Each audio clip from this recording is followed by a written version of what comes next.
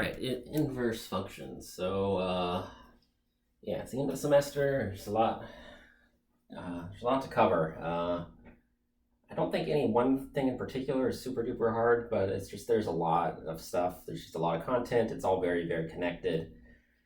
So I want to do this as well as I can, but instead of overthinking it, let's just kind of jump into it. So inverse functions is going to be one of the main ingredients of this chapter. You probably already have some experience with some examples of these, but it's a generalized concept that can also apply to other things that you might be less experienced with. So we'll talk all about that. And just to make sure I cover everything important, here's kind of a list of kind of the, for this section anyway, these are the main things that we're going to go through. We're going to say what is an inverse function. And it turns out, well, not every function has an inverse function. It's just there's some technicalities that you have to get through, some fine print, some problems that can pop up. So the horizontal line test is sort of the graphical way of describing how you determine that.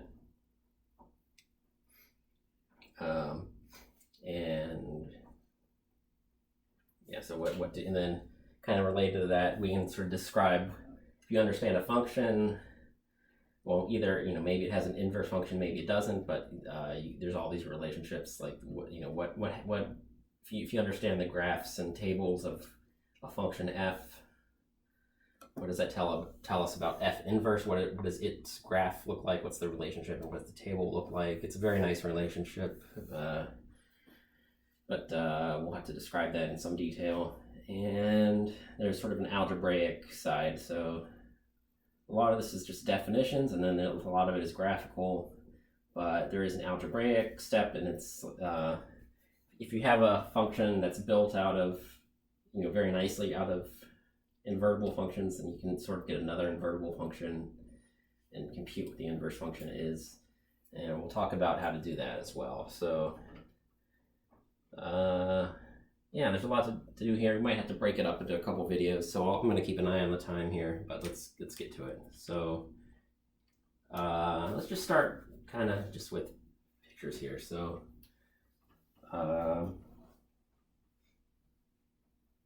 so a function is just kind of in general, what is a function is well, sometimes there's a formula, but other times maybe it's just a finite set of ordered pairs, but it's a rule for taking inputs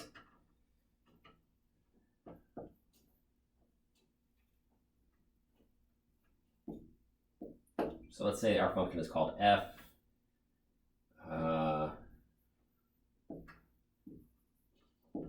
Let's say there's only 3 points in the domain. I'm going to use a function that's, well, I'm going to use kind of one of the standard ones. So let's just say here's our function f.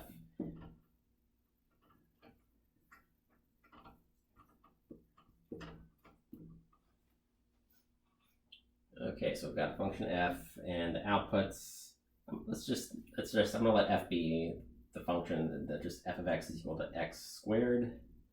So f of 1 is also 1, but f of 2 is actually 4. All right, so either I could have a function that's just f of x is equal to x squared is a function, or maybe if I could make a separate function where the domain is only 3 points. That sort of defines another function, does the same thing, but only maybe I only allow these 3 inputs. So let's just so let's look at that. Well,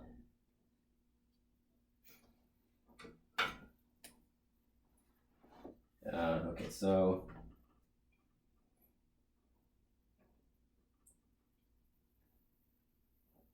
so what f inverse does is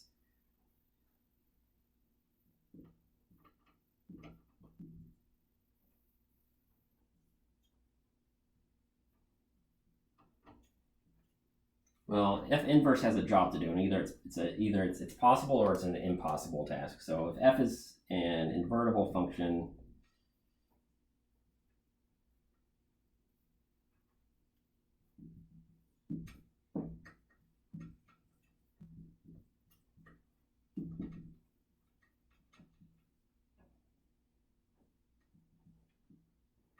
it's hard for me to write and talk at the same time. I end up spelling things wrong.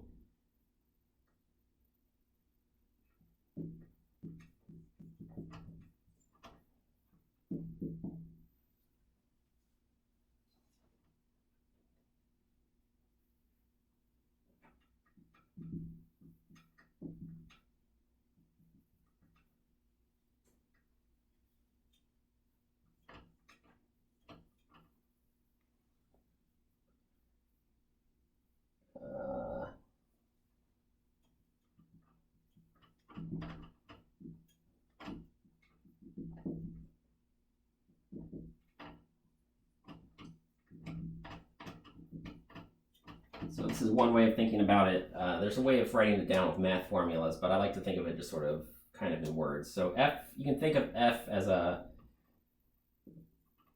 well, what's our favorite way to describe a function? Well, we like to have x as living in the domain, and then f of x is the output. So you have an input, and then you get an output. You get an input, and then you get another output. So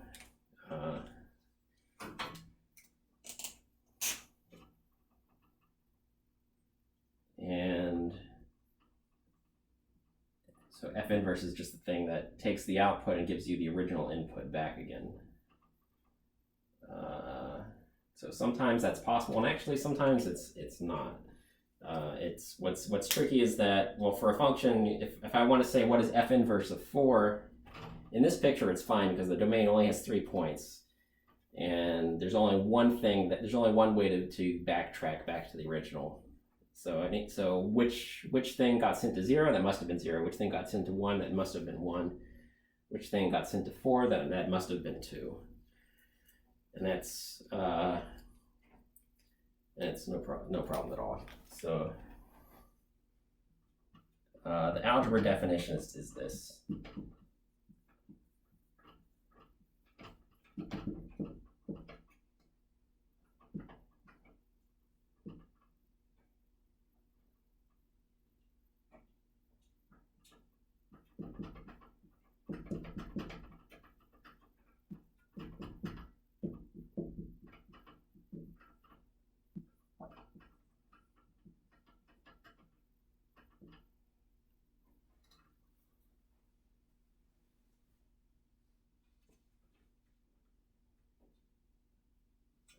So there's there's two things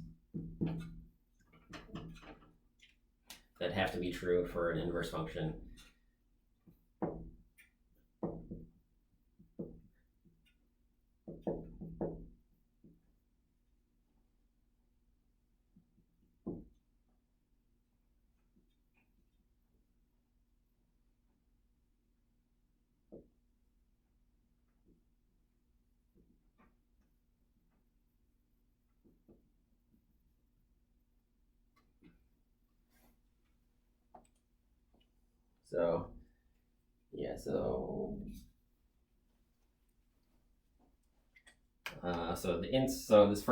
The algebra thing says that you do f is the thing on the inside. You start with the x, you do f of x, and then you do f inverse, and you end up right back where you started every time.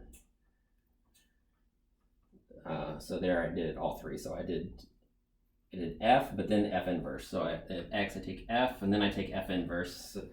That's how you apply functions. You start from the inside, you work your way out, and you end up right back where you started. So you take, on the inside I take f of x, then f inverse, and I'm right back where I started.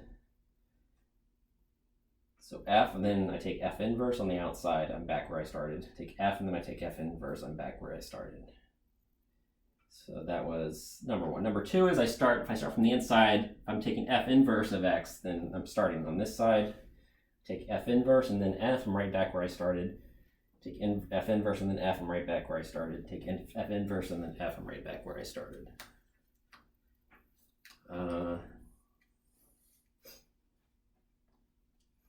Yeah, so that's what it means to be an inverse function. So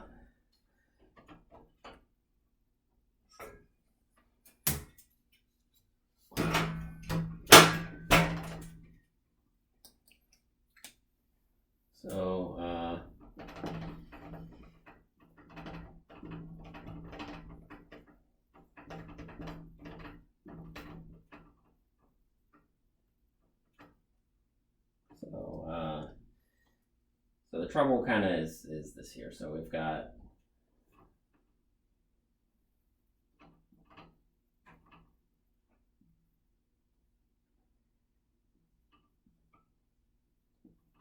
so here it's like the x squared function again, but with a larger domain. So this function is not invertible. The previous one was invertible because I had a smaller domain.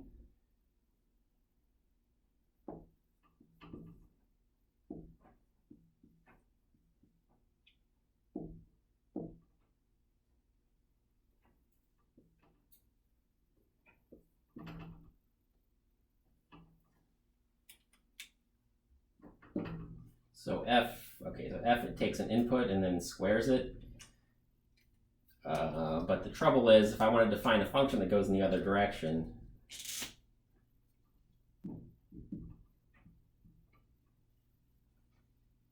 that's going to be a problem. Well, this one's no problem. How do I get back what I started with? Well, f inverse of 1 is 1, f inverse of 0 is 0. But now if I'm here, there's two inputs. The original function f had two different inputs that gave the same output. So we either backtrack by going this way, but then this one is messed up. So no matter which choice I make, there's going to be some kind of contradiction, because if I take f of 2 and then I take f inverse, everything's all mixed up. And so if I take f and then f inverse, well, that's impossible. I'll end up in the wrong place. And if I try to fix it by making the opposite choice, then the other way around is going to be messed up. So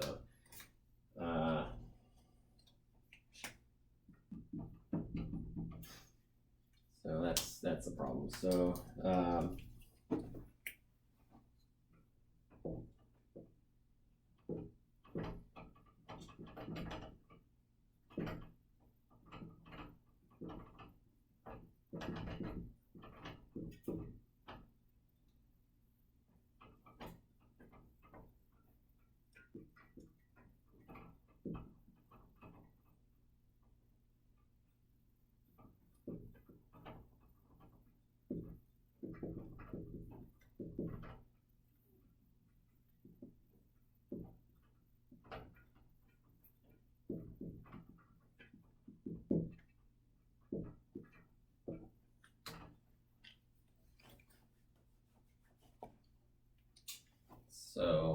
function f is invertible as long as no two different inputs give the same output.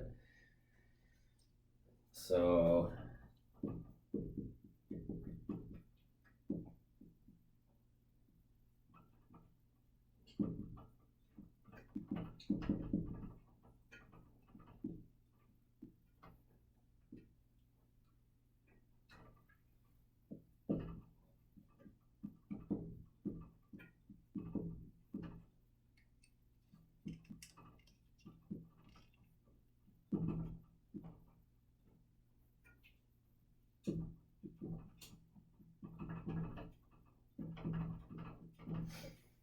it's this sort of classical problem. We're kind of already used to this. Like, how do we take a square root? How do we go? What number do we square to get 4?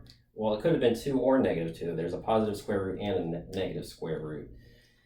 And that's why anytime that both of these are equally useful, we end up, we write down a plus or minus sign to mean that, well, now we're talking about two different equations at the same time. That can get a little bit awkward. Sometimes that plus or minus notation is good enough to get the job done. But it's always a sticking point, something we have to be aware of that we're doing. And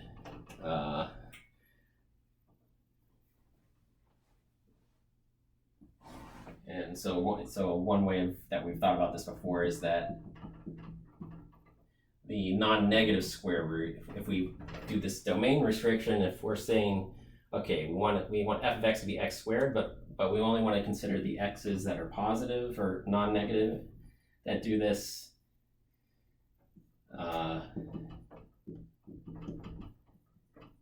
is invertible. Well, in some contexts, we're equally interested in the negative square roots, but if you punch this into your calculator and push the square root button, it's going to compute the inverse of this function.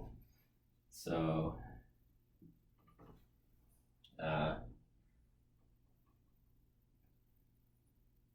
like g of x equals the square root of x.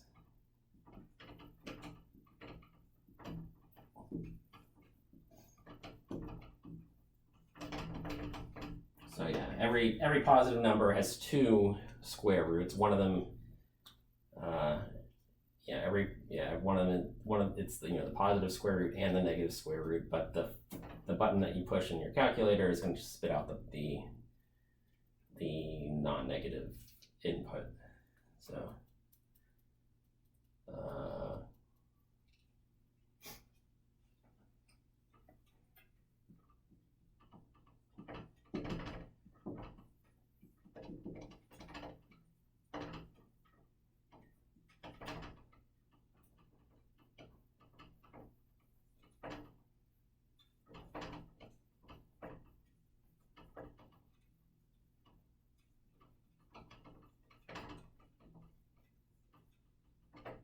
So if we only use the positive inputs for this function f, then that function is invertible. All right, so it's a little bit theoretical, but we'll just sort of. I want to move on very quickly to.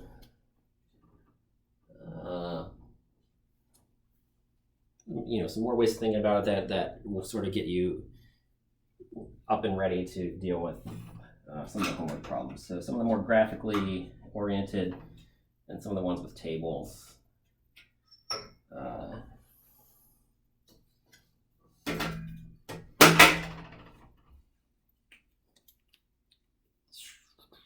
There it is. Okay.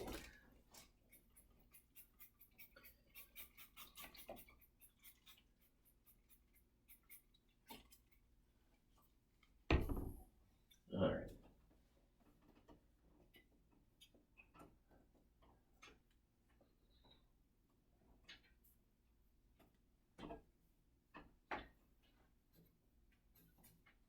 So I do want to look at this parabola some more. Let me draw some graphs of the ones that we just did there.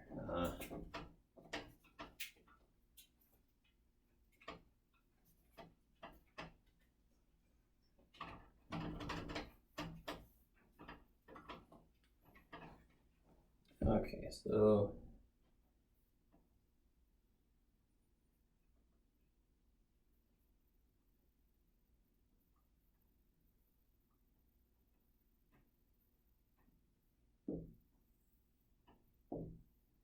two different graphs. I want to sort of reiterate what we just did, but sort of graphically.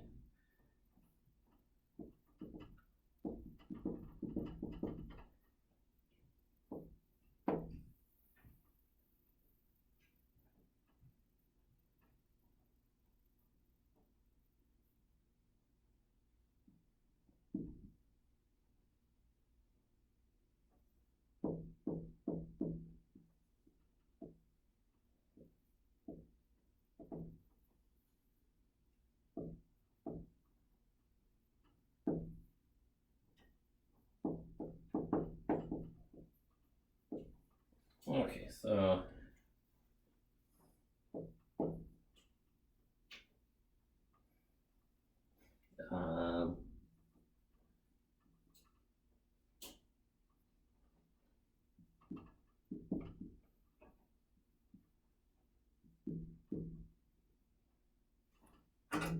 that one's bad, and this one is also bad.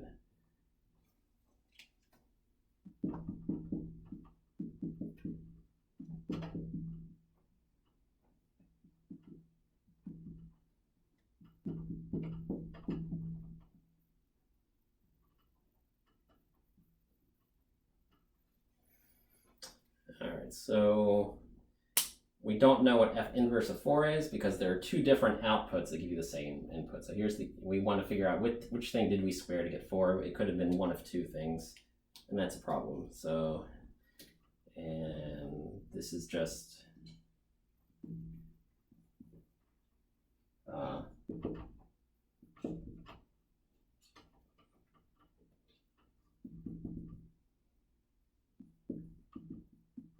this is called failing the horizontal line test.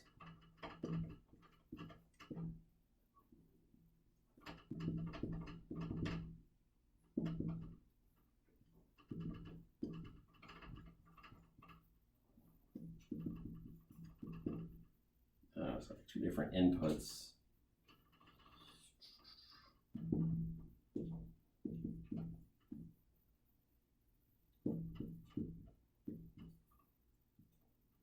Produce the same output. Okay. So we can't say what is f inverse of 4 because which input gives us 4, we don't know for sure how we got here. We could have gotten here two different ways. And if you make one choice and then someone was interested in knowing the other one, and you have no way of always getting the right one every time. And if you fail even once, you're already sunk. But there's another example. But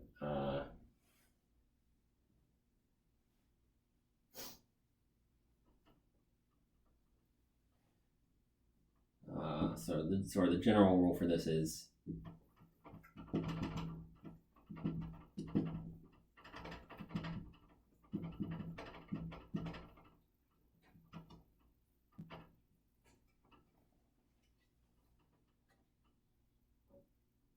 so a function is invertible if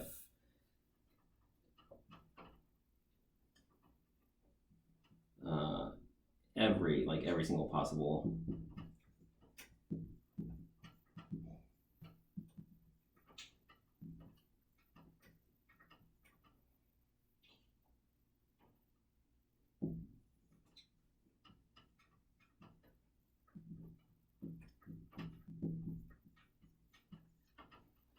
function is invertible if every horizontal line crosses the graph at most once.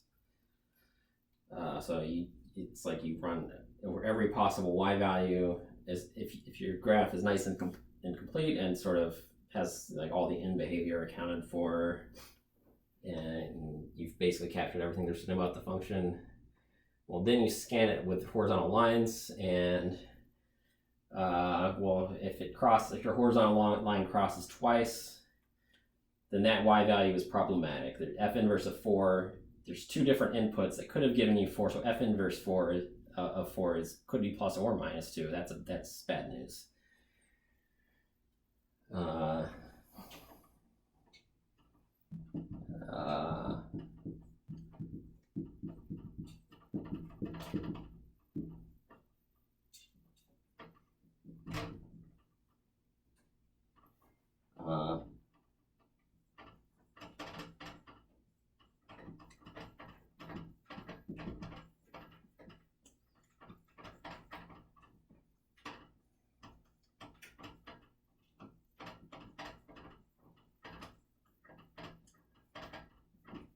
So the opposite is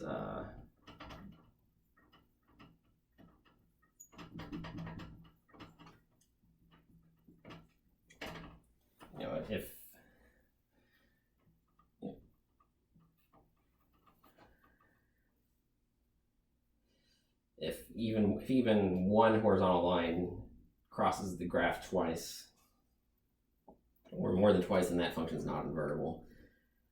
And for a function to actually be invertible, it has to pass everywhere. Every single vertical line has to encounter no problems whatsoever. So a picture of what happens with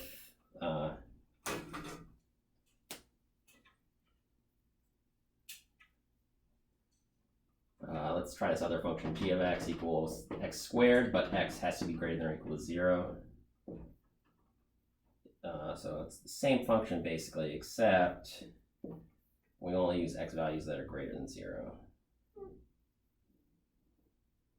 We erase everybody else. Okay, so then what happens? All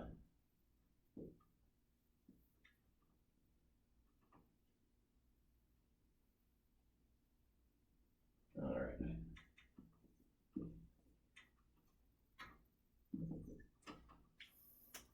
Now everything's looking good. I do a horizontal line. This horizontal line only crosses once. Okay, so I can take x squared, and then I can take the positive square root that gives me the positive x value. That such that the square root of the positive square root of 4 is 2, and the positive square root of 1 is 1. All that is fine. All right, so that's perfectly valid. So let me just do a quick sketch. I'm going to draw one.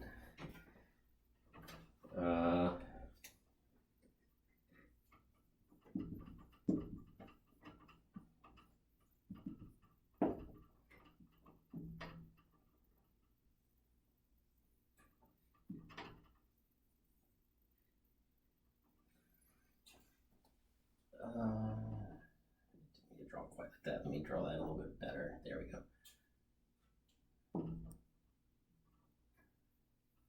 And maybe one more. Down, and actually let's do 3 examples. So let's do. So one or more of these is 1 to 1. One or more of these is not 1 to 1. I'm not going to say exactly how many of each, but let's. So let's do these. So part A is actually a little bit tricky. If you start drawing horizontal lines, this one's fine. This one only crosses the graph once. This horizontal line only crosses the graph once, but you have to keep going all the way, and you have to sort of do it kind of slowly, because it's only crossing this piece on the right. You go a little bit farther, and suddenly it's like, oh, now it hits this point and this point. Go a little bit farther, and this horizontal line is crossing 3 times. Like this y value was like 3. Well, there are 3 different x values that give you the same y, so there's no way that I can undo it. There's no way if I'm sitting at this y value, there's 3 different inputs that have the same output. I have no idea what f inverse of 3 is.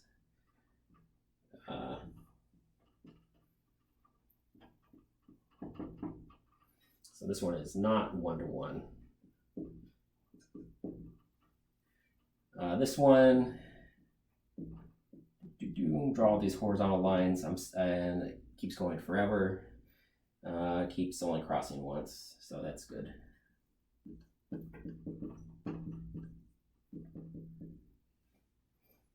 This one's really weird, because it's like, this is the function like y is equal to 1, so it doesn't cross at all, but suddenly it's crossing. Like every single x value in the world gives you the same output. So this one, it's a little weird, but it's actually, there's this one horizontal line that intersects not just once, it just every single x value.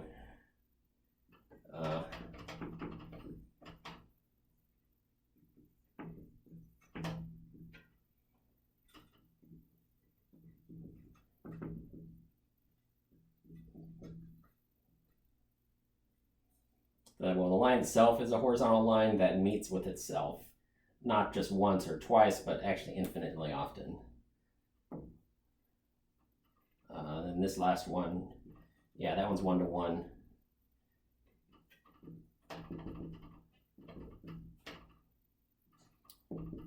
So 1 to 1 is another word for invertible. It means one input gives you one output, so that one output can, outputs and inputs are perfectly matched, so if you know the output, you can always know there's not more than one option for how did you get there. There's,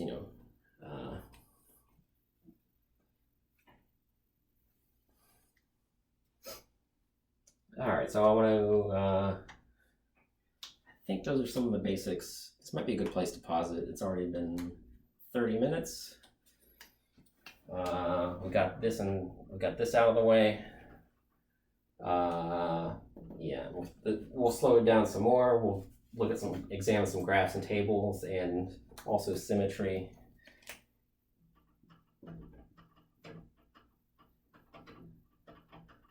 And yeah, when we look at this from more perspectives, I think in hindsight it'll make even more sense. So we'll do that. We'll do that next.